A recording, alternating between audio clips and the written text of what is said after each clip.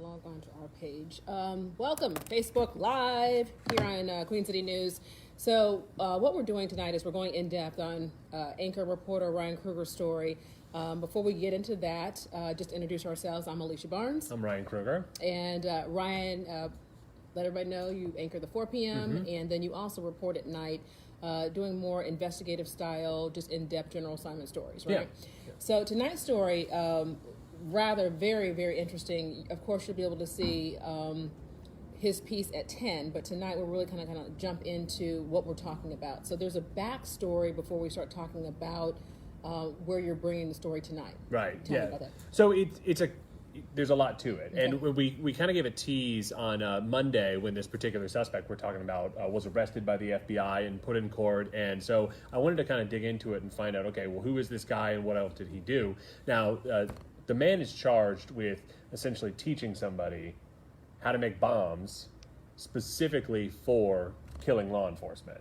That was the recipient of the bombs, if you will, specifically mentioned that's what they want to use them for. Give me the backstory on that. Yeah. Okay. So 2 years ago, in May of 2020, there was a truck driver named Joshua Blessed, and he had kind of been on law enforcement's radar. They were trying to pull him over in an 18-wheeler, big rig, and he led police. This is in upstate New York on a 2-hour chase, and there were shots going back and forth. It was like Wild Wild West.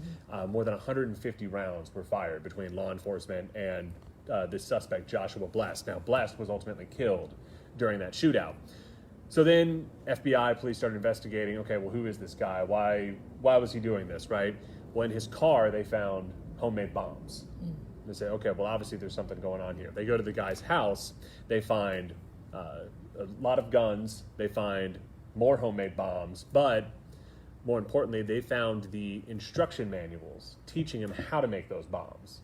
Wow. And that's where our North Carolina suspect comes in. Okay, and let me just kind of break a little bit before we go into the North Carolina connection. Yeah. If you're just joining us, thanks for joining us here on Facebook Live. I'm Alicia Barnes. This is Ryan Kruger. And we thought for so many stories, you want to get more of an in-depth view of that story. That when you're on the newscast tonight at 10, you have a very limited amount of time to be able to tell your story. So this gives you a chance to ask questions. And of course, you'll see Ryan's full story on this suspect that we're talking about that was essentially teaching people how to make bombs to kill law enforcement. Very serious subject here. But chime in if you have questions. We'll check in with you. I just want to get the backstory and kind of bring everybody up to speed to find out this now North Carolina connection to a guy that was in upstate New York. So shootout in upstate New York between a truck driver and law enforcement. Truck driver is ultimately killed. The local sheriff up there described him as being a, quote, militia extremist and an anti-police extremist. He had a lot of social media posts, Facebook posts, very anti-police, talking about going to war with them, things along those lines. When they search his house, they find that he had homemade bombs, IEDs, improvised explosive devices, and more importantly, the instruction manuals on how to make them. And those instruction manuals, according to the FBI, were written by a man named Christopher Arthur. Okay. He is from Mount Olive, North Carolina, that is, in the eastern part of the state. He runs a company called Tackleberry Solutions. So I started digging into Mr. Arthur and to figure out more about him. Now, you're going to see tonight in the story some YouTube videos that he has. Very active on there, dozens and dozens of videos. Now, he teaches self-defense, right? But he also teaches how to train a militia. He has one video that's been viewed more than 30,000 times where he openly discusses getting into a shootout with law enforcement. He has a quote that he says in there. He says, pardon my language here, it's like PG-13 language. He says, "You're dealing with a bunch of freaking kids who are cops. They don't have a damn clue what war really looks like. At some point, it's going to happen, and you're going to have to take those dudes out." He gives really detailed descriptions and even diagrams showing, okay, if you have police coming down your street, here's how you block off the police, right? Here's how you bring in he keeps on talking about a neighborhood quick reaction force, but he also openly talks about militias, so kind of like how to get the other people, I guess, in your militia to come in, and he diagrams how to battle with police. So but he's all giving all tactical information. He's Yeah. not giving legal information. Correct, He's not at all letting people know what's against the law, Right. where you could be able to find yourself in some serious danger when it comes to you being arrested. And Right. this guy, he's not under investigation, right? No. So he was just arrested Okay. by the FBI. He is in federal custody right now. That's kind of how we started to learn about it. So FBI finds all these training manuals. Okay, how do you make bombs? So then they start going into, they find out that this Joshua Bless, the guy who got into a shootout with police, actually came to North Carolina for several days and trained with this Then guy. went back up to upstate. Then went back up to upstate New York. And this was just in a period of like weeks where this all happened. And they found that they had been talking back and forth. So then the FBI sends in what they call a confidential informant. Okay, so that is somebody who's working with the FBI, but they are pretending, if you will, to be a customer of this. They reach out to this Christopher Arthur. Hey, I'm looking into getting explosives, yada, yada, yada. And according to the FBI, he gives a full description of saying, hey, I'm fully expecting federal authorities to come to my house. So FBI says that Christopher Arthur told him how to set up booby traps, how to set up bombs. He used something called a fatal funnel, which is basically describing where to put the bombs on your property, so that way to take out as many law enforcement as you can, and that way you can escape. He even openly talked about, obviously, if you kill law enforcement, you're going to have a lot of people coming after you. He even talked about, how do you escape from that? How do you survive on your own after you have all this law enforcement coming after you? This is such a heavy topic, Yeah. but this is something that is a much needed topic because, and I was going to ask you, how do you tell the story where you're not encouraging people, Right. but yet informing people and doing our responsibility as news people to make sure that we're getting the information across? How are you doing all that? Yeah, it is tough. And that is, as I was watching a lot of his videos, I even wondered at certain times, should I be airing some of this? And obviously there's a lot that we're not airing, because it does seem a little too incendiary. It does seem like he is encouraging violence. I mean, he's openly speaking about it. Now he's also talking about a tyrannical government. I mean, he's not necessarily talking about just going up and shooting a police officer that you see. Right. He's kind of inventing these scenarios, but he's openly talking about killing law enforcement. And the concern I feel like too is not everybody is on the same level of understanding law enforcement and understanding law and order. And so when you have so many people of different levels coming to a spot to learn tactical ways of doing things, it's not like you're sending them off with a graduate degree. Right. You're sending somebody off with some more knowledge that they didn't have. You don't really know how they're going to process that information. Exactly, yeah. And, these kind of extremists, I mean, we've been hearing for several years from the FBI that is the biggest threat right now to our country. The biggest threat to our national security are these kind of homegrown extremists. Sometimes they're lone wolf, but sometimes they're part of loosely organized groups as well. So if you're just joining us on Facebook Live, first we want to thank you so much for watching Queen City News. I'm Alicia Barnes. This is Ryan Kruger, and we're just taking a deeper dive into Ryan's story that's going to air tonight at 10. So if you want to see the full story, and of course there's always a web article to be able to go with the stories that we air at night, but this is really talking about a case that Ryan is digging in and finding out about a guy who essentially is teaching people how to be able to make bombs. Yeah. And the concern there and everything that comes with it. I'm going to let Ryan finish the next part of your story of what you're going to air tonight at 10, and I'm going to start taking your questions if you have any for Ryan, because of course he has to get back to work just to make sure that we're all ready to go for 10. So what else can you tell us about the part of the story that people are going to see or people need to know about now that you've made this connection to a guy in North Carolina that now is in federal custody with the FBI? What are the next steps? What's going to happen now? Well, so the next steps, he's in court on Friday of this week. The U.S. Attorney's Office has said they're going to prosecute him to the fullest extent of the law. He could face 20 years in prison. 20 years? Yeah, 20 years, yeah. And it tends to be, I mean, we all see this, those who attack law enforcement or threaten to attack law enforcement do tend to be, juries, judges do tend to certainly come down hard against that. So that is certainly a possibility. So that's kind of what's next with him. Is he's there. One thing that's unusual is I've told you all of this stuff that's out there. This was on YouTube. This was on. It's still up right now. He is talking in scenarios that aren't exactly happening right now, but he is giving descriptions on how to get into firefights with law enforcement. As a reporter doing this story, what are your concerns? When you first found out this information, did you take a step back and say, as you said, what is my responsibility of what I tell our viewers versus, just learning more about this? Were you even alarmed? Oh, certainly alarmed. Okay. You do see a lot of it. I've been studying militias a lot more really in the last year than I ever have in my career, and a lot of that is related to January 6th and the role that militias, especially militias from North Carolina, played in those riots. We know, for instance, that our state, according to the FBI, served as a training ground. There were members of the Oath Keepers who were allegedly training in North Carolina. There were there were 40 people from North Carolina that were members of the Oath Keepers, according to the FBI, that went down on January 6th. Well, only one of them has been arrested. Yep. So, and they say, and authorities say that these groups were planning for months this attack. So, this is an ongoing problem, and certainly this is a topic that I've grown interested in, and they kind of go in different ways. A lot of these, you talk to militia experts or just experts in the field, and they'll tell you that they have. They're not all. They don't all think. It's not groupthink, right? They all have. Some are more anti-government. Some are more pro-government, but only one side of government.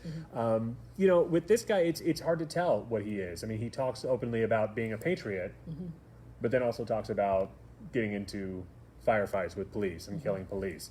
One thing that's important to point out, he's well aware of what he's doing. Yeah, because he said he also expected at one point to be able to go into federal custody. Right, exactly. And he, when the FBI was reaching out to him, they were going undercover, and they asked him something along the lines of, hey, can I find explosives? Can I have bombs? And, this guy does operate, parts of his business certainly are legitimate. I mean, he does offer self-defense training. What age are we talking about? Is he older? Is he middle-aged? Is he younger? Middle-aged, Okay. yeah, 30s, 40s. Okay. And he and he does have a background. He served in the U.S. military, served in law enforcement in North Carolina. And did he feel like this was his duty? I mean, if you're saying that he also was very patriotic. So he talks about that he says he's part of his neighborhood's quick reaction force. And he says something along the lines of it's his job as the quick reaction force to protect his neighborhood. And he goes, sometimes it's where he talks about needing to he wanted to glorify militias. When I talked about how he has a video called How to Train a Militia, he openly talks about the fact that be proud that you're in a militia. Tell everybody that you're in a militia because we're the good guys, is what he's saying. And to go to your point when you're asking me about any concerns, you do worry about kind of glorifying. Yes. And then you also worry about making us desensitized to this stuff. I mean, the good thing on the positive side of doing a story like this, we're going to be on the 10 o'clock news. Right. This isn't the 4 o'clock news. It's not the 5 o'clock Right. news. It's the 10 o'clock news where hopefully kids are asleep. Right. But, as you said, when you first started being able to get into this story, it's an important story to tell because if we don't talk about what's there, as you said, this is one of our biggest problems when you talk about national security. Right. The question I have for you is, are you going to follow this story? Are you going to kind of see what happens to him now that he's in custody? And are we following this? Okay. Well, so this is kind of like part one of exactly, setting the stage exactly. as to what's going on. Okay. Yeah, so he was just arrested. He's usually when you're first arrested, there are a number of hearings kind of right off the bat. So he's got one on Friday. So we'll learn little by little on him. Are you able to tell everybody his name? Yeah, his name is Christopher Arthur Okay. from Mount Olive, North Carolina. One thing about federal prosecutions, federal prosecutors have something along the lines of a 90% success rate with convictions. Wow. I didn't You know know, that. they don't. The FBI doesn't arrest somebody, and U.S. attorneys don't prosecute somebody unless they know they're going to win. And so when you start going through, they have text messages from this guy. They have emails from this guy. One thing we don't know is we don't know how, this is just the beginning as far as this, you know. So we know of one student that he had, you know, a student, I'll use that term, but, you know, they say that he trained him, and that student got in a shootout with police. How many more students did he have? Right. You know, so they've gone through his client records. They've gone through his voicemails and his text Is he being messages. open with authorities? Well, you know, Is he working with authorities? Forthcoming. forthcoming, you know, I don't know. I didn't see anything along those lines in there. I know that authorities have been talking to him. They first started talking to him at the beginning of January, didn't arrest him until the end of January. So he is at least known for weeks that they were on his trail and talking with him. Okay. You know, when I was talking earlier about how he knew kind of what he was doing, when the FBI was reaching out to him undercover and asking about explosives, he said, "Yeah, I can't talk about explosives on the website because it's a touchy subject." Those were his words. But he openly discussed them afterwards. You know, okay, this is what I can give you. This is, you know, he tries not to advertise that out in the open, but he knows full well that this is a subject that obviously could get him in a lot of trouble. Right. Very interesting, Ryan Yeah. Kruger. So this story is going to air tonight at 10. What we will do, if you are just joining us right now on Facebook Live, we're kind of taking a deeper dive into Ryan's story tonight. I really would encourage you to start this Facebook Live from the beginning so you can be able to hear all the details of what we're talking about with this case, and that it all kind of makes sense. And then also, too, after the show tonight, I will put your link of your story on this feed so people can then be able to see kind of the finished product of what we're talking about. And then if we want to take a deeper dive, feel free to leave questions. I don't really see a lot of people having questions. I did see a lot of people watching just saying hello, thank you for this information. Kathy, Debbie, Chris, Barbara, Bill, thanks for joining us. Did he give out knowledge, or was he actually building and distributing them? That was from Mike asked that question. Again, did he give out knowledge, or was he actually building and distributing them? Well, the allegations are that he was at least giving out training manuals and telling people how to do it. Okay. I didn't see anything that he was in possession of any explosives himself, but they say that he at least taught them how to. I'll respond to that one. Somebody says, yeah, only the mainstream media has the First Amendment protection. No, you're right about that. I mean, yeah, you're obviously allowed to, you know, make YouTube videos. I would say no mainstream media has ever made a YouTube video telling people how to actively kill police. Right. I think that's very important to point out. But secondly, you know, one of the guys that he was training got into a shootout with police. So this isn't just somebody going on YouTube and making outrageous comments, right? That's you know, maybe that's what his defense is. But according to the FBI, he is literally training people how to get into firefights with police and how to kill law enforcement. That's not nearly the same thing as First Amendment protections. So we do this. Hopefully you guys are enjoying this, and let us know. You know, just chime in, because a lot of times you have reporter stories that people have more questions. People want to be able to process more. People want more information. So we just took Ryan's story tonight, and if this is something that you enjoy, please chime in. Anything that I didn't ask you about this, it's very important to be able to get out. Anything that parents need to be able to know if they're watching this right now. Well, anything as a neighbor to be able to look out for, just to be able to, like, you know, I don't know if you can answer this because it's a legal question, but like, what are your rights? If you know that your neighbor is bringing in a lot of traffic and teaching people things that, you know, might call in the FBI to show up at their house, you know, kind of what's your responsibility? Well, that's a tough one. I mean, obviously, and if you can't answer it, well, I mean, obviously, you are legally allowed to own firearms, right? I mean, that's not an issue. I see my neighbors, you know, and my next door neighbor's a hunter. I'm well aware of the firearms that he has. But this is also, you know, like this gentleman in particular lived in a very rural area. You know, so he trained out there. There's nothing illegal with being part of a militia. Obviously, that is certainly within your right. I would say about kids, you know, YouTube videos can be tough, and this goes more than just this topic. when you start watching one video, YouTube will tell you, oh, you should watch this one, you should watch this one, you should watch this one. And even this, I was watching, this guy's YouTube videos to learn more about it, and I was getting all sorts of, oh, you should watch this one. And most of those look pretty benign, how to pick a good gun safe, how to do this and that. But yeah, as a parent, regardless of what the topic is, that's always something to keep in mind with YouTube, because you can, your child may be watching a video that is benign and something you've watched yourself, but it's when they start clicking and clicking and clicking and clicking. And that can be just something to keep an eye on, Okay. and that will usually show up on your phone as well. I'm a parent. I remember, I think it was last week, my son said something and said, where did you hear that? And it was, he watches kid videos on YouTube, but you click YouTube on for something, kids. you click on Right. something, you Right. click on something, Right. and a dirty word popped up in there. And that's obviously the far other end of the Right. spectrum from Right. what we're talking about. But if you're just asking about what parents can need. know, Yeah. that's a good one.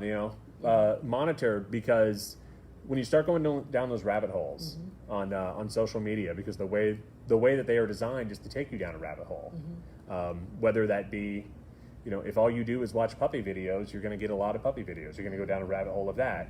If you're watching stuff about other topics, it can veer down into a dangerous direction. Well, we thank you so much for joining us on Facebook Live.